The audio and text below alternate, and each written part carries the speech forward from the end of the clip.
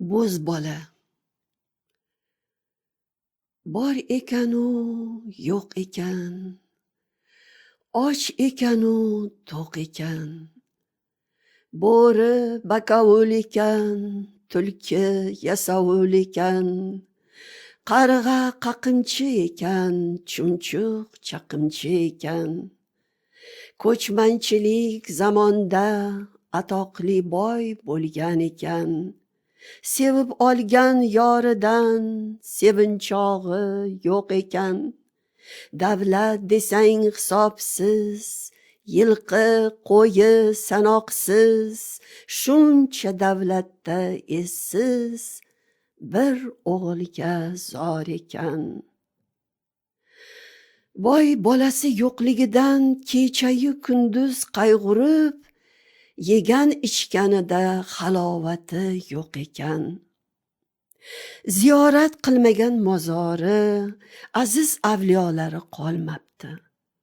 Nihoyat xotini yukli bo'lib bir o'g'il tug'ibdi. O'g'ilmisan o'g'il, oydek bola bo'libdi. Boy suyunganidan 2 kechayu 2 kunduz to'y tomosha qilib, butun yurtga osh beribdi. To'yga yig'ilganlar bolaga bo'z bola deb ot qo'yibdilar. Bo'z bolaning beshik to'yi kuni to'satdan onasi dunyodan ko'z yumibdi. Boy bir yaxshi enaga topib kelib, bolani unga topshiribdi. Bo'z bolani uloqchasi o'lib qolgan echki suti bilan boqibdilar. Echki har kuni daladan o'tlab kelib, sut berib ketar ekan. Bo'z bola tez kunda ulg'ayib, katta bo'lib, tili chiqibdi. O'g'li 2 yashar bo'lganda boy 2-chi xotin olibdi. O'gay ona keyinroq bir o'g'il tuqqandan keyin bo'z bolaga hasad qila boshlabdi. Bolani yaxshi yuvib taramay, ozoda qilib qo'ymay, bir chekkada, eski ko'rpada yotqizib, uning qorni ochib, non desa urishib, zoriqtirib, har tomonga uloqtirib, xo'rlabdi. O'gay ona bo'z bolani yo'q qilib, boyning davlatiga o'z bolasini ega qilmoq fikriga tushibdi. Bo'z bola yoshi ulg'aygach, maktabga boribdi. U har kuni maktabdan kelganda otasi uni yoniga olib o'qitib ko'rar, shirin gaplar bilan uning ko'nglini ko'tarar ekan. O'gay ona rashkka kelib, o'z bolasini boyga tiqishtirib, "Qoch, kap-katta bola bo'lib qolding. Otang yonida o'tirgani uyalmaysanmi? Mana ukang ota tizzasida o'tiraman deb talpinyapti", deb turtkilar ekan. Shunda ham otasining yana bo'z bolani erkalatganini ko'rib, xotinining g'ashi kelib, uni juda yomon ko'rib ketar ekan. Bo'z bola har doim ukasini ko'tarib, unga mehribonlik qilgani uchun ukasi uni juda yaxshi ko'rar ekan. Oradan 3-4 yil o'tgandan keyin bo'z bolani boqqan echki juda ham ajoyib bir chiroyli uloqcha tug'ibdi. Uni bo'z bola meniki deb qulog'ini tishlab o'z qo'li bilan boqibdi. Ona echki har kuni 2-3 mahal kelib bolasini emizib dalaga o'tlagani chiqib ketar ekan. Echkicha bo'lsa bo'z bola bilan o'ynashib yurar ekan. Bo'z bola echkichani so'zga o'rgatibdi. O'gay onasidan xo'rlanganda echkisi bilan so'zlashib, qayg'usini tarqatar ekan. O'gay ona bo'z bolani har qancha xo'rlasa ham u indamas ekan. O'gay ona bunga chidolmay chora izlay boshlabdi. Uning basharasi burushgan bir kampir onasi bor ekan. U makr hiylaga juda usta ekan. O'gay ona unga maslahat solibdi. Kampir aytibdi: "Ering savdoga ketganda, har kuni bo'z bola non so'raganda unga kuygan kulcha ber. O'z o'g'lingga bo'lsa yog'liq non ber. Ana shunaqa qilsang, bo'z bola sendan arazlab biror tomonga ketib qoladi yoki otasiga chaqadi. Shunda sen aybni bo'z bolaga qo'yib shallaqiliq qilib tursang, eringni achchig'i chiqadi. Shunda ering bolani biror tomonga yuboradi. Sen bo'z boladan qutulasan, qolasan. Eri savdoga ketgan kundan boshlab o'gay ona kampir onasining aytganlarini bajaribdi. Bo'z bola o'gay onasining qiliqlaridan xafa bo'lib boqqa chiqib o'tirsa, echkichasi o'ynoqlab oldiga kelibdi. Echki bo'z bolani xafa ko'rib, "Ha, bo'z bolakay, nega buncha xafasiz?"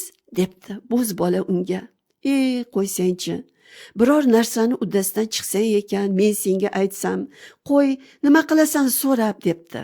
Echki bo'lsa, "Akajon, menga so'zlang, balki men biror chorasini ko'rarman, balki yana boshqa yo'l toparmiz", debdi. Echkisining bunday dono so'zlaganiga bo'z bola hayron qolibdi va unga o'gay onasining to shu quchoqqacha xo'rlab kelganini, ayniqsa otasi savdoga ketgandan keyin har kuni maktabdan kelganida unga kuygan kulcha, o'z bolasiga yog'liq non berib, uni juda xo'rlayotganini so'zlab yig'labdi. Echki unga dildorlik qilib, "Qo'ying, kuygan kulchani menga bering. Men sizga yaxshi ovqat topib beraman", debdi. Bo'z bola nonni echkisiga to'g'rab beribdi. Echki nonni yeb olib duo qilibdi. Bo'z bola qarasa, oldida bir tovoq osh turgan emish. Bo'z bola oshni yeb, qornini to'yg'azibdi. Mana shunday qilib, har kuni kuygan nonni echkisiga berib, o'zi yo'qdan keladigan oshni yeb, o'ynab, kulib yura beribdi.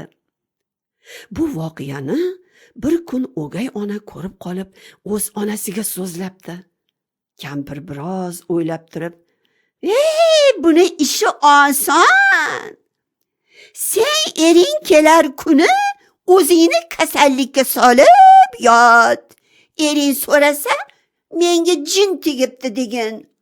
Folbin bo'z bolaning echkisini so'yib xudoyi qilsang yaxshi bo'lasan dedi degin. Ering so'zingni qaytara olmaydi, echkini so'yadi. Shunda sen qutulasan, qo'yasan, debdi. Xotin eri kelgan kuni onasi aytgandek qilib yig'lab, eriga zorlanib so'zlabdi. Eri darrov qassobni chaqirib, echkini so'yishga buyuribdi. Go'shtini xudoyi qilib, kallasini somonxonaga ko'mdiribdi. Bo'z bola maktabdan kelib ko'rsa, echkisi yo'q. Ukasidan so'rasa, ukasi, "Otang keldilar, onam kasal bo'ldi, echkisi so'ydirib xudoyi qildik, kallasini somonxonaga ko'mdik", debdi. Bo'z bola qarasa, voqea ukasi aytganday. Bo'z bola ukasiga, "Endi menga bu yurt harom bo'ldi. Onamga ham, otamga ham ayt. Endi mendan butunlay qutuldilar. Men ketdim", deb jo'nabdi. Echkisi bir kun ilgari bo'z bolaga aytgan, "Ertaga otang keladi, onang meni so'ydirib xudoyi qiladi. Meni so'ydirgandan so'ng sen bu yerda turma, onang senga ziyon qiladi, boshqa tomonga ket", degan gaplari esiga tushibdi.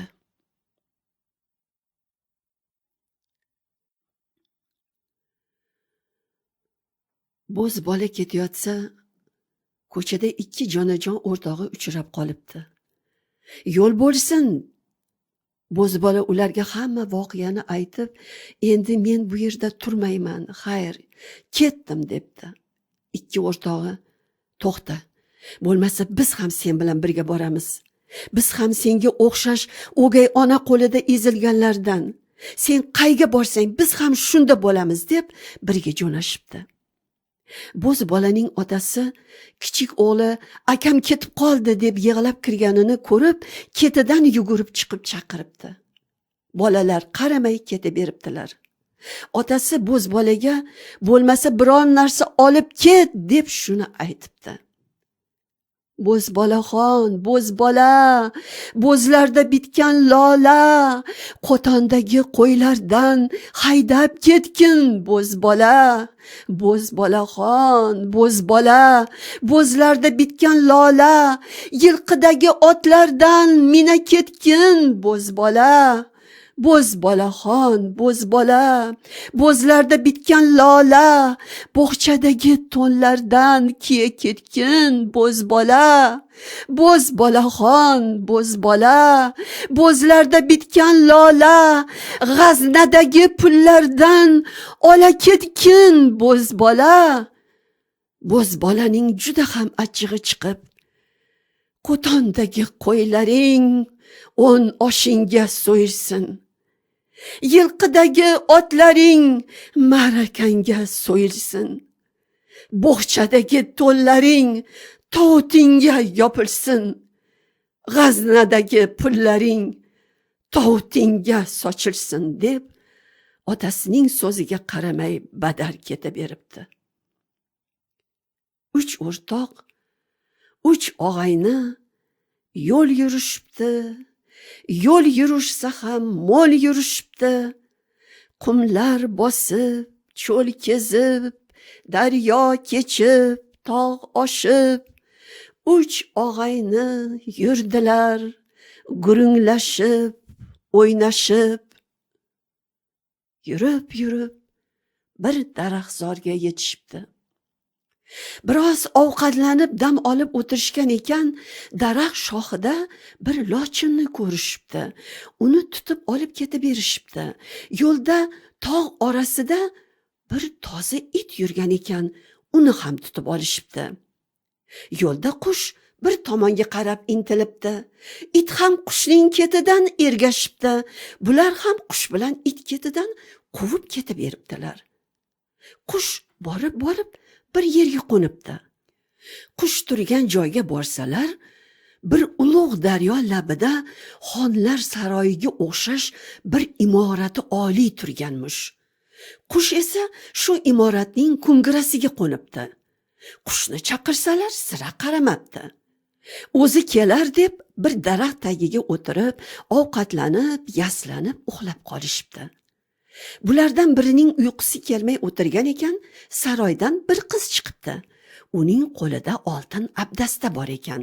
Qiz daryodan suv ola turib, yotganlarga qaragan ekan, bo'zbolaning chiroyiga mahliyo bo'lib, qo'lidagi oltin abdastani daryoga tushirib yuboribdi. Qiz kelib, uyg'oq yigitdan: "Sizlar kimsizlar? Qaydan kelasizlar? Qayga borasizlar? Bu yotgan go'zal yigit kim?" deb so'rabdi. Unga yigit boshidan o'tgan, ko'rgan, kechirganlarini so'zlab, yotgan yigit o'rtog'i bo'zbola ekanini aytibdi va "Sen o'zing kimsan? Bu kimning joyi?" deb so'rabdi. Qiz: "Bu saroy, bu yurtning xoni Oytug'dixonning qizi Oyparchi begimning maxsus saroyi.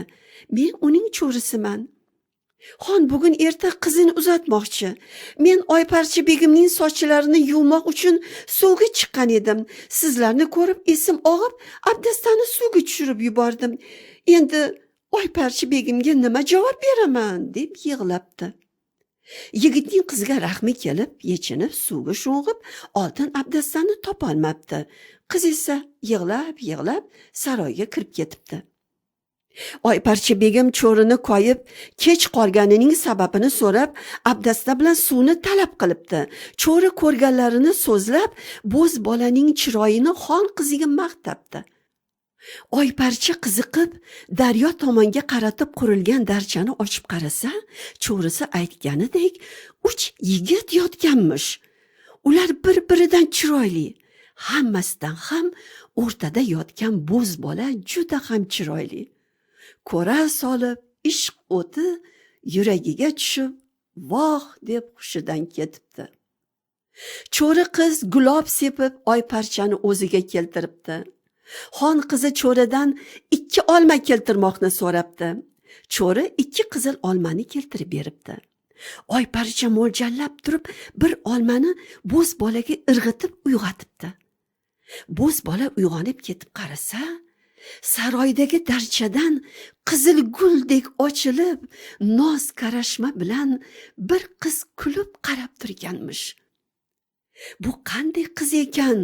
Tushimikin yo o'ngim deb ko'zini uqalab qarasa, qiz yana bir qizil olmani bo'zbola tomonga otibdi. Bo'zbola ham qizni bir ko'rishdayoq oshiqu beqaror bo'lib sevib qolibdi. Irg'ib o'rnidan turib, darcha tagiga kelib, uning kim ekanini so'rabdi. Ikkalasi bir-birini kimligini bilib olgandan keyin xon qizi, mening otam bir sevmagan xonzodaga bermoqchi. Sen istasang boshqa tomonlarga qochib ketamiz, debdi. Bo'zbola, mening ikkita o'rtog'im bor. Ularni nima qilamiz, debdi. Qiz, ular ketimizdan borarlar. Sen kechqurun el uxlagan chog'da shu yerga kel. Men 2 ot bilan seni kutaman. Birga qochamiz, debdi. Bo'zbola xo'p deb o'rtoqlari yoniga qaytib, voqeani ularga aytib, kechqurun el uxlagan chog'da do'stlari bilan xayrlashib, saroy tomon borsa, qiz otlar bilan tayyor bo'lib turgan ekan. Ikkalasi otlarga minishib, saroy va yurti bilan xayrlashib, ota-onasi bilan xayr ma'zurni nasiya qilib, hayyo hay deb yo'lga tushibdi. Ikkala yor jo'nadi, sahrolarni changitib, quvalashib, o'ynashib, tog'larda ot sakratib. Ikkala yor jo'nadi, el uyquga kirganda, oy mo'ralab turganda. Shu yurganlaricha yo'l yurishsa ham mo'l yurib, 5 kechayu 5 kunduz deganda baland bir qo'rg'onga yetibdilar. Eshigidan kirib qarasalar, xonlar saroyidek oliy imoratlar, xonalari bezog'liq, paloslar solingan, shamlar yoqilgan. Odam bolasidan esa hech zot yo'q. Lekin yo'qolgan qush bilan it shu yerda ekan. Hayron bo'lib qush va itga ovqat beribdilar. So'ng uyoq-buyoqni o'zlariga moslab shu yerda qolibdilar.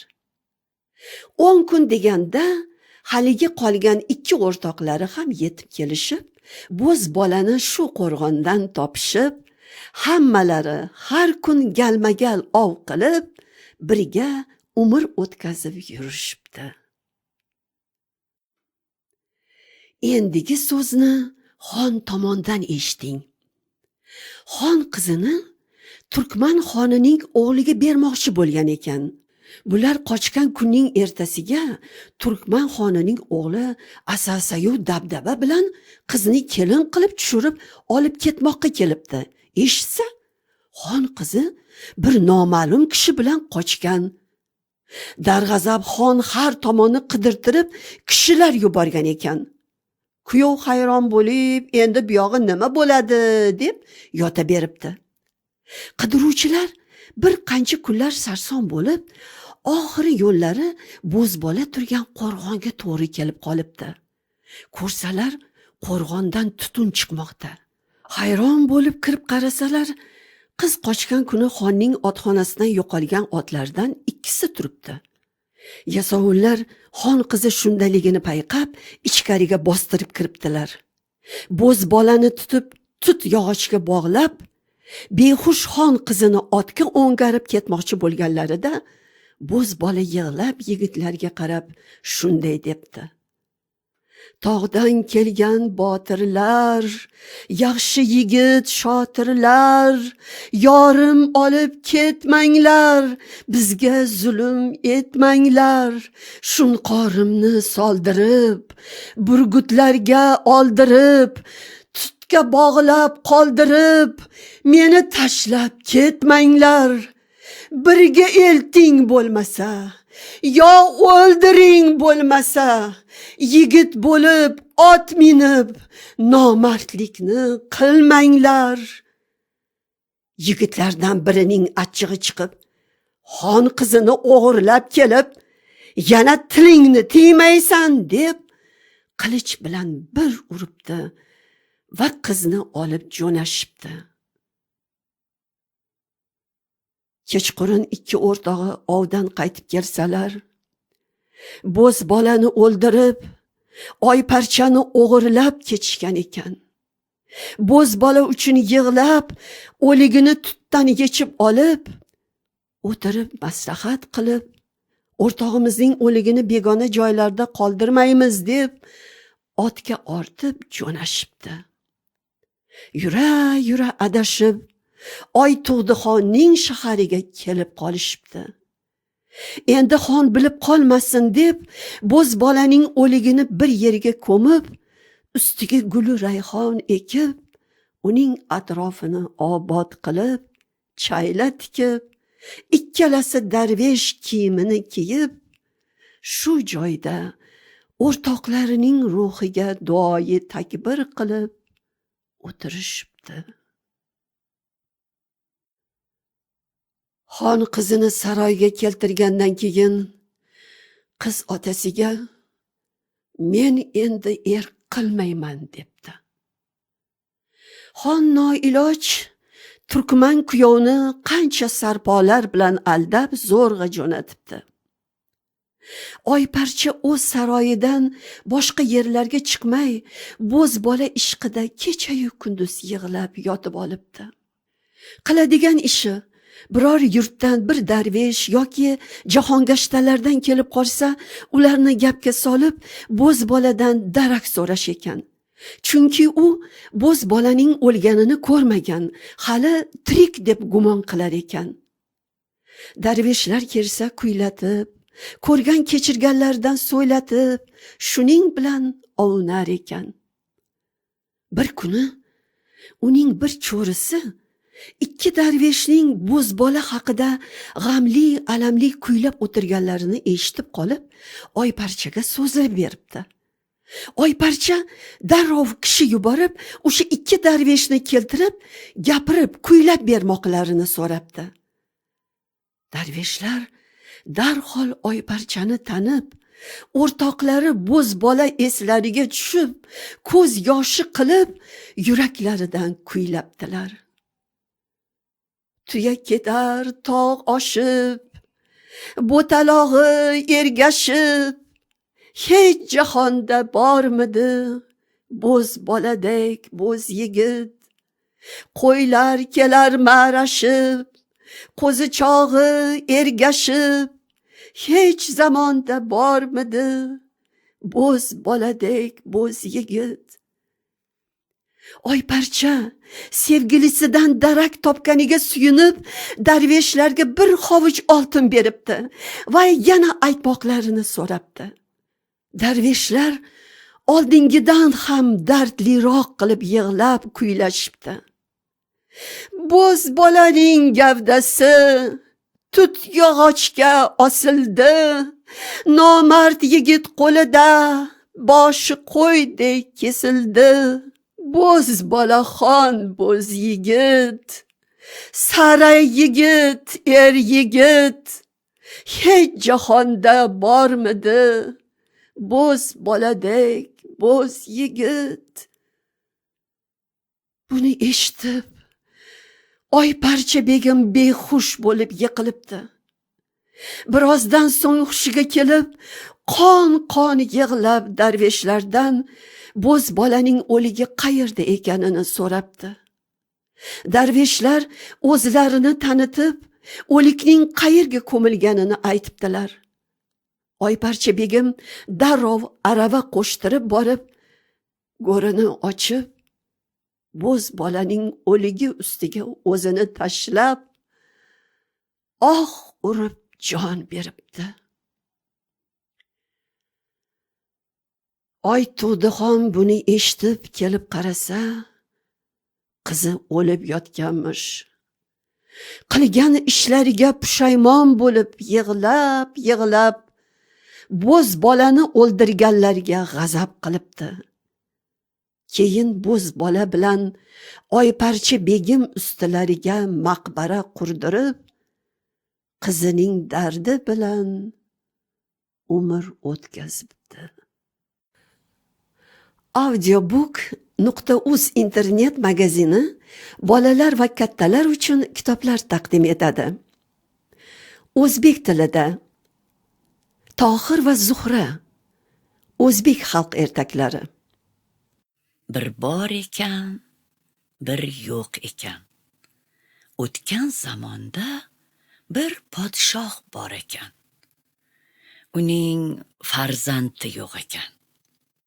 Kunlardan bir kun o'ylab, xafa bo'lib o'tirsa, o'ng qo'l vaziri so'rabdi.